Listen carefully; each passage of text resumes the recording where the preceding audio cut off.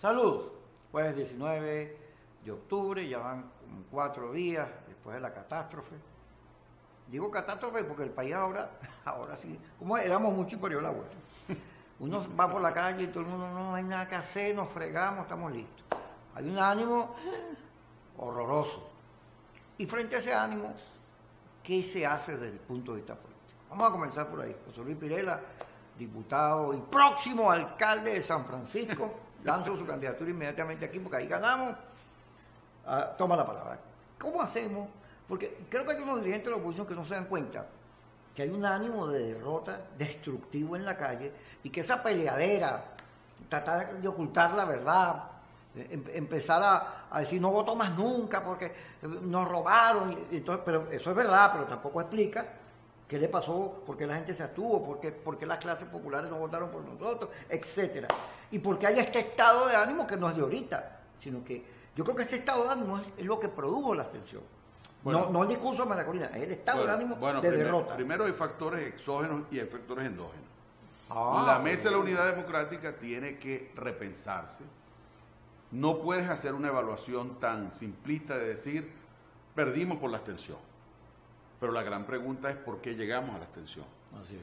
No es que hacer una lectura del domingo, eso es simplemente un análisis numérico del resultado de un conjunto de políticas que se desarrollaron y que se expresaron de esa manera, que pasamos de un 74% en la parlamentaria a un 61% con una disminución de 2.800.000 votos.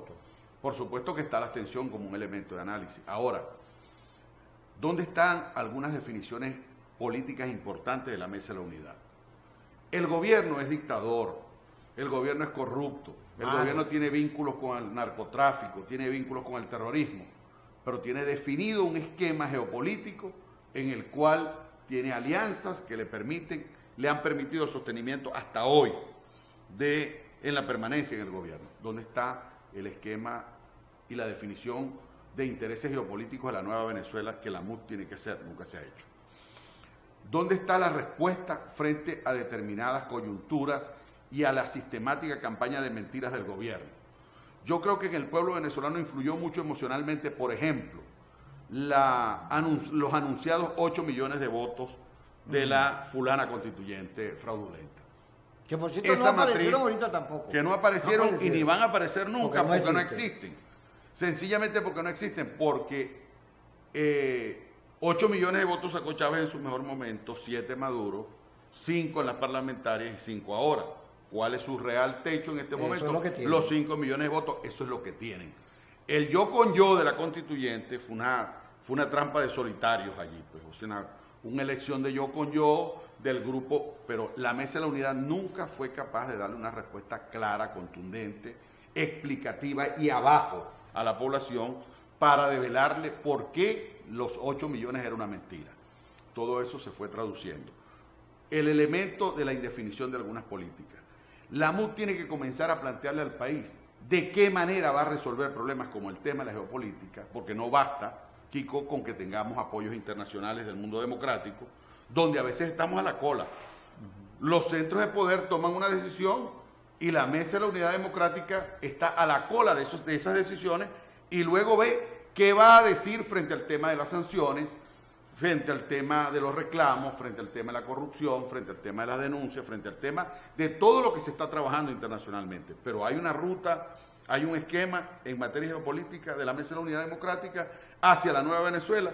¿Cómo vamos a responder frente al tema de problemas serios? De temas, toquemos el tema. El tema petrolero, por ejemplo. ¿Cómo vamos a resolver? Yo sé que hay trabajos realizados en la Mesa de la Unidad, pero ¿quién conoce eso? Lo que no se conoce no existe. Lo que tú no le explicas al pueblo, lo que no proyectas, no existe. Las expectativas que se crean a veces son superiores a las posibilidades reales frente a una dictadura que no respeta Constitución, que no respeta leyes, que no tiene escrúpulos y que tiene un plan definido y una campaña sistemática de mentiras. La campaña de desprestigio contra los dirigentes de la oposición y contra los partidos. Fíjate, vamos a meternos un poquito, fíjate.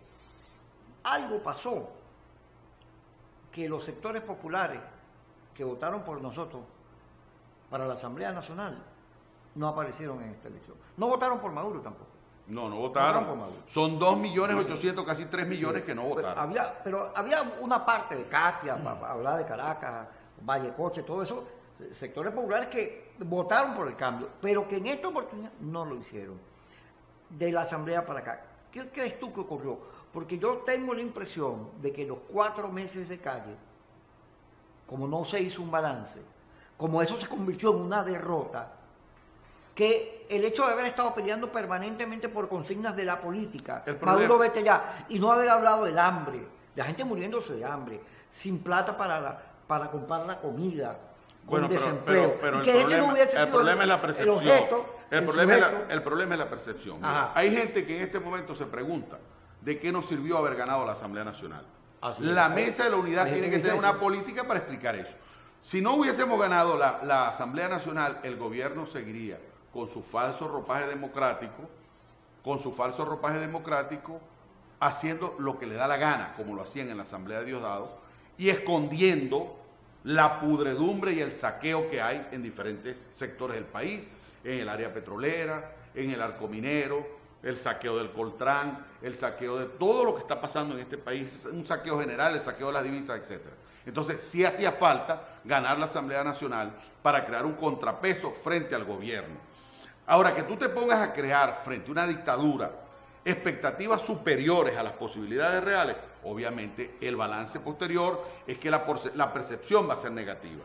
Si tú permites que te monten una constituyente y el anuncio de la señora de la Casa del Truco es que sacaron 8 millones de votos y tú no sales con una ofensiva a explicarle al país que ese fue un fraude en solitario, que ellos hicieron en su yo con yo, bueno, la gente dice, bueno, que estos tipos tienen 8 millones, nos volvieron a ganar. Pero ¿cuál ganar si no competimos con ellos? Votaron ellos solos, hicieron ellos las actas, se cobraron y se dieron el vuelto. Pero la percepción que quedó fue de derrota. Entonces tú vas creando un ambiente de acumulación de aspectos negativos en la percepción del ciudadano. Que no comunica, que no resuelve. Y otra cosa es que hay que elevar la conciencia política de la gente sobre la visión de conjunto. Quédate ahí un momentico, que tocaste un tema, la conciencia política, porque resulta que después de 18 años nosotros tenemos un electorado que se deprime, que es emocionalmente inestable. Es emocional. Bueno, ya vamos a regresar con este tema.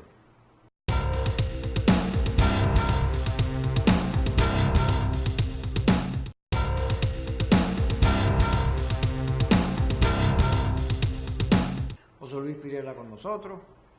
Seguimos en su programa Quicose, analizando todo lo que está ocurriendo, y saludos, por supuesto, a mi querida Carla Angola y a Carlos Acosta, que allá en Miami nos permiten en su programa dar todas estas opiniones y estos debates tan necesarios para entender qué es lo que ocurre desde el punto de vista de la política. José Luis, yo le decía, el estado de ánimo, la emocionalidad. Usted sabe que en las películas, cada vez que viene una batalla, aparece un general, más o menos siempre en un caballo blanco, MacArthur y tal. Cualquiera de ellos, o en un tanque, y se para y a las tropas les tira un discurso: ¡vamos a ganar! ¡Nadie nos va a vencer! Y la gente ¡ah! Este ejército es invencible. Sí, salir, se comen al que sea, siempre ganan. Nosotros no tenemos ese discurso para la batalla. No, vamos a ganar, nadie puede con nosotros. No, nosotros tenemos una emocionalidad que es tan volátil. Sí, y tan de derrota, que el gobierno la conoce, y por eso entonces nos puede rebanar.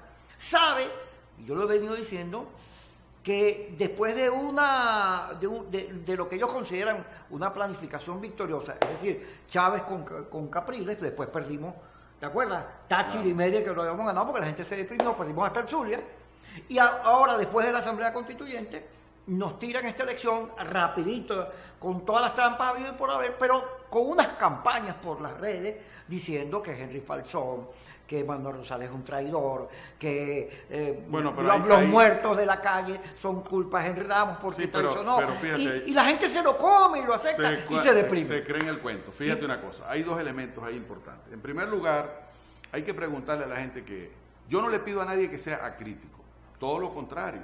La crítica es necesaria, y fundamental, pero cuando es constructiva. No tiene que ser franca, pero constructiva. Pero la campaña de deterioro de los liderazgos y de los partidos de la oposición viene de nuestro propio seno. Sí. El gobierno pone la señora Poleo, todos los días se dedica a destruirnos liderazgos. Ayer sacó un programa diciendo que yo era un ladrón, que me ha robado unos reales que me dio Capriles, que el tuyo más, que no nos dieron ni medio. Y la señora lo que hace es destruir el liderazgo. Entonces quiere que uno... ¿Cómo trata una gente así, chico? Bueno, fíjate. Entonces tenemos por un lado que el gobierno le pone una concha de mango con una mentira bien calculada, la repiten 100 veces, la convierte en una verdad y se convierte en una repetición de ametrallador. Y en verdad. ¿No? Henry Falsón, colaboracionista, traidor, chavista, etcétera. Manuel Rosales, y hay una campaña general. A los que dicen eso, yo quisiera preguntarle, ¿cuál de esos dirigentes tan criticados es peor que Maduro? Hoy día Capriles. O Maduro es mejor que cuál de esos dirigentes. Hoy día Capriles. Capriles hace un discurso hoy en la entrega de Miranda, ¿no? Con Víctor Rodríguez. Y tira unas cosas, análisis bien buenos. Enrique explicando cómo habíamos perdido votación. Y la gente lo que le escribía era traidor, vendido, farsante. Bueno, así no vamos a mejorar. Pajugo, groserías de todo tipo. Bueno, pero fíjate una cosa. Pero ¿qué es esto, chico? Para que no nos quedemos solo en ese tema. El otro problema es que frente a una dictadura que viene de una democracia precaria, una dictadura cada día más clásica, el panorama y las formas de lucha son complejas, pero no pueden ser unidimensionales. Tú necesitas, bueno, que no pueden ser, que cuando decimos calle, la gente cree que no se puede hacer más nada, sino calle, hasta que dejemos el pellejo en la calle. Y si es elecciones, entonces es que traicionamos la calle. Es decir, la lucha no es así. Los pueblos que han salido de sus crisis no han actuado así. Los pueblos han actuado en una diversidad de formas. Como es la política. Cuando corresponde la calle, se va para la calle. Cuando corresponde elecciones, se trabaja para las elecciones y la gente que está contra el gobierno con claros propósitos va a votar. Aquí hubo gente que llegó a decir que ir a las regionales era traición a la patria y después yo lo vi precandidato. Entonces, ¿de qué estamos hablando? Necesitamos ser más coherentes, más apegados con la palabra, con lo que pensamos. Es decir, la coherencia tiene que ver con que tú digas lo que piensas y hagas lo que dices, no lo contrario. Aquí tú no puedes decir, no vamos a las regionales, pero si las regionales estaban vencidas del año pasado. Claro. Es decir, nosotros decimos, vamos a defender la legalidad, vamos a defender la institucionalidad, vamos a defender la Constitución y vas a decir, no voy a las elecciones regionales. ¿Cómo es eso? O sea, tú tenías que regalar las 23 gobernaciones para que eso se entendiera. Porque se traicionó la calle. O se traicionó, perdóname que te interrumpa, o se traicionó a los caídos en la lucha de la calle. Yo quisiera saber en qué planteamiento, en qué programa, en qué propuesta, cuando salimos a la calle, alguien abogó por las banderas abstencionistas.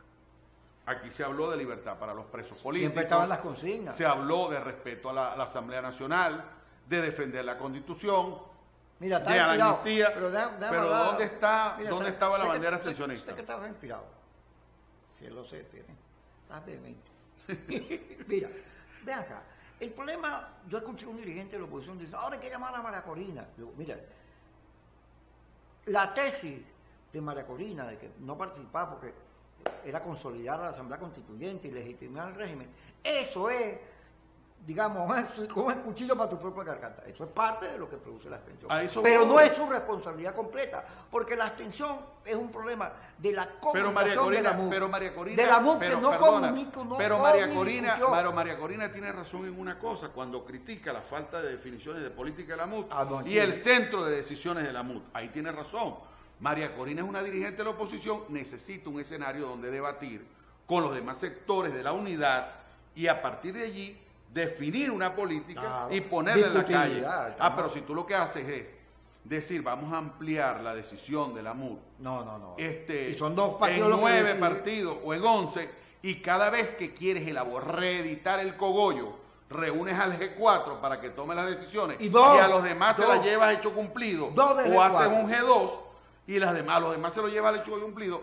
Eso se traduce en ¿qué? En una política excluyente que después quien no la acompaña es señalado de traidor o es señalado de que no está acompañando la unidad. No, la unidad somos todos los factores políticos y sociales, y hay que construir entonces una instancia para el debate y una instancia para la decisión que comprometa a todos los actores, no que se reúna un cogollo y se lo imponga al resto.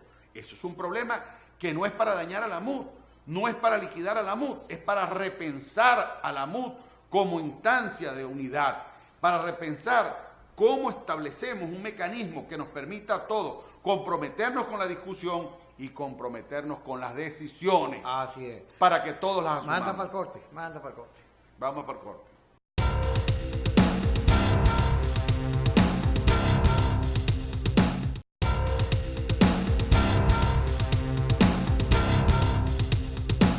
Seguimos aquí en Su Picosa y José Luis está inspirado.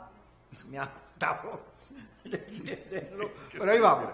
Es que, claro, es importante estos debates, pero a mí una de las cosas que me preocupa, que no te has metido con ella, es si las grandes mayorías no tienen cómo comer, si están viviendo mal, se alimentan de la basura, ¿cómo es que el discurso de la crisis no es nuestro discurso?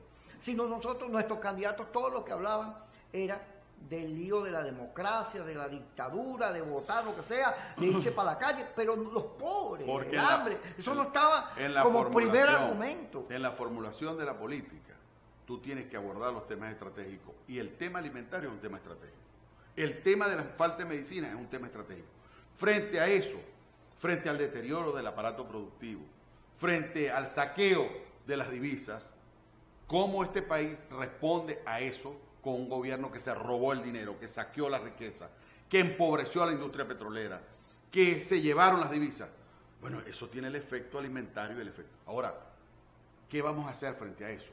La mesa de la unidad democrática, en lugar de agotarse en un esquema exclusivamente unidimensional, de si es calle y calle y tareísmo, sin repensar nada, sin reflexión política. Y si es electoral, entonces es la cosa electoral. Y en los actos, tú veías que anunciaba un candidato a gobernador, y el futuro presidente de la República, fulano. Señores, si no estamos eligiendo presidente. No, ganado, si es decir, eso te dice que gravita el tema de que estamos atrapados en un problema de intereses electorales, y eso nos hace perder la visión de conjunto frente a lo estratégico, frente a lo social, frente a la capacidad de respuesta que tenemos que dar como entidad política. Otra cosa, fíjate, es verdad que hubo una ingeniería electoral que nos fue rebanando. No solo que nos fue rebanando, que fue construyendo el gobierno su estrategia y la cumplió sistemáticamente. Colaborando. Y nosotros seguimos cometiendo los errores. Un sector de la oposición se comió el peine y contribuyó a generar un clima de tensión. Claro. Pero en el caso de Andrés Velázquez, a Andrés le robaron su votación. Bueno, el caso de Andrés... Es verdad que allí hay delitos electorales. Mira, lo de Andrés es una combinación de perversidad con torpeza del gobierno. Maduro y el gobierno tienen una estrategia. ¿Cuál es la estrategia de convocar ahora las elecciones? Se convoca las elecciones para darse un champú democrático, para edulcorarse democráticamente frente al hecho de que el mundo condena a la dictadura venezolana. Y a la ANC. Ahora, y desconoce a una ANC fraudulenta. Ahora, ganaron con ventajismo, con trampas, reubicando electores, desalojando, colocando impostores y no miembros sorteados de las mesas. Punta pistola, como entiendo, bueno, en San Francisco se robaron 4 carros a 6 cuadras alrededor de los centros electorales, por decir algo. Es decir, es toda una barbarie. Pero el gobierno acaba de meterse en una contradicción peligrosa, que arruina hasta su propia estrategia. Y eso la MUD tiene que debatirlo. Pretender arrebatarle el triunfo a Andrés, que tiene todas las actas y puede demostrarle a la Casa del Truco y a la jefe de la Casa del Truco, a Tibisay, que él tiene las actas y ganó, eso enrarece las posibilidades de una ruta electoral tranquila. Pretender que los 5 gobernadores que ganaron, Zulia, Táchira, Mérida, Anzoátegui y Nueva Esparta, se vayan a juramentar violando la Constitución en la ANC, afecta la tranquilidad. Entonces el gobierno también se enreda en la estrategia, pero el gobierno está enredado en la estrategia y nosotros lo que estamos es preocupados solo porque nos están amenazando con que instalan a los presidentes de los consejos legislativos como encargados. ¿Tú crees que en el Zulia no va a pasar nada? pues en el Táchira no va a pasar nada, en Mérida no va a pasar nada, en Anzoátegui no va a pasar nada, en Nueva Esparta no va a pasar nada, no, como creen que no va a pasar nada en Bolívar después que robaron a Andrés, o que nos quieran destituir a gobernadores electos. Bueno, el gobierno, yo creo que va a pasar, van a pasar muchas cosas. Yo también creo. Yo creo que van a pasar muchas cosas. Ahora, ¿cómo hacemos para subirle el ánimo al país? Para que la gente sienta que el cambio viene, que no lo va a parar nadie, pero que también nosotros tenemos que contribuir con una actitud positiva, de respeto hacia el liderazgo también. ¿No? La unidad no puede ser una cosa de piraña, o donde todo el mundo sea zancadilla, donde ocurrió cosas como lo que ocurrió en Aragua, ese hecho tan lamentable, en Amazonas, que se juega que pierda el tuyo. Esa permanente descalificación entre uno y otro, que además la gente la ha cogido como norma, ¿no? Ahora todo el mundo es malo.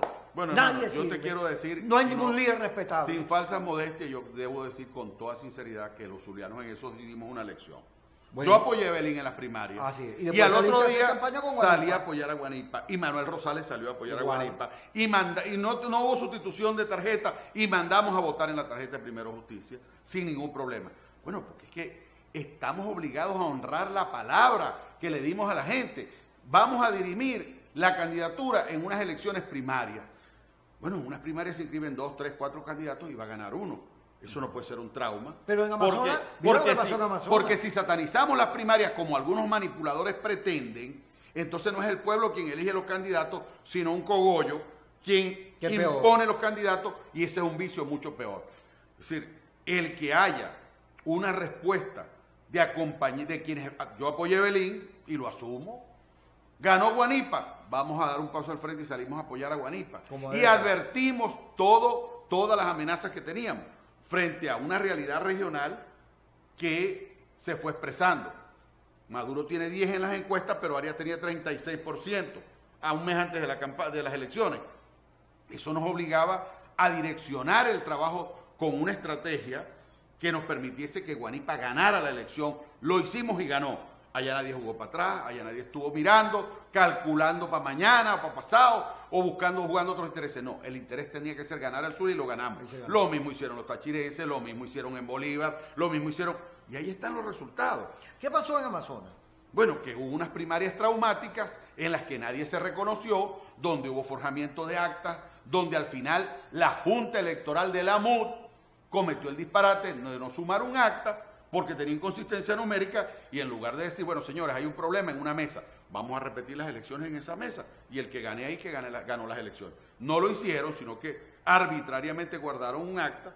El gobernador Liborio Guarulla, a quien el gobierno le suspendió los 3 diputados, lo inhabilitó por 15 años, le intervinieron la policía, le intervinieron las instancias turísticas.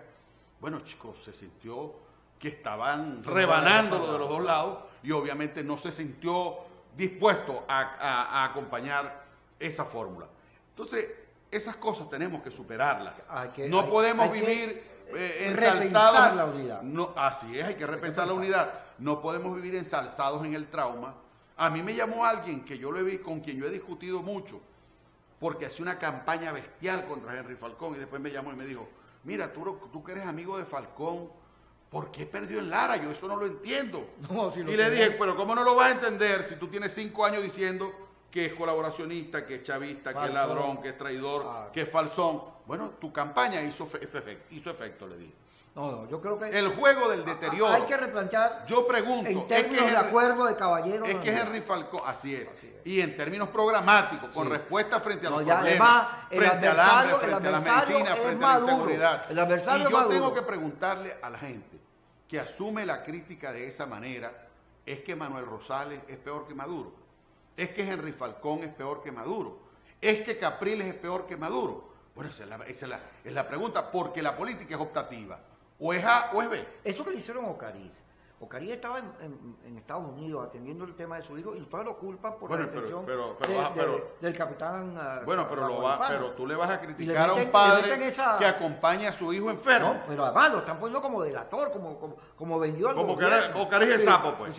¿Qué es eso, chicos? Entonces, pues, ¿por qué perdimos Miranda? No, pero es que yo escuché un video donde además decían que Ocariz se refería despectivamente a los colombianos y a los negros, que Adriana Delía era una encumbrada prepotente. Mira, Adriana Delía es una mujer trabajadora, luchadora y humilde y sencilla y honesta. Mira, Adriana es una mujer tan sencilla que yo voy a mencionar aquí. ¿Está casada? ¿Está casada? No sé, pero... Porque si no, después pongo matrimonio.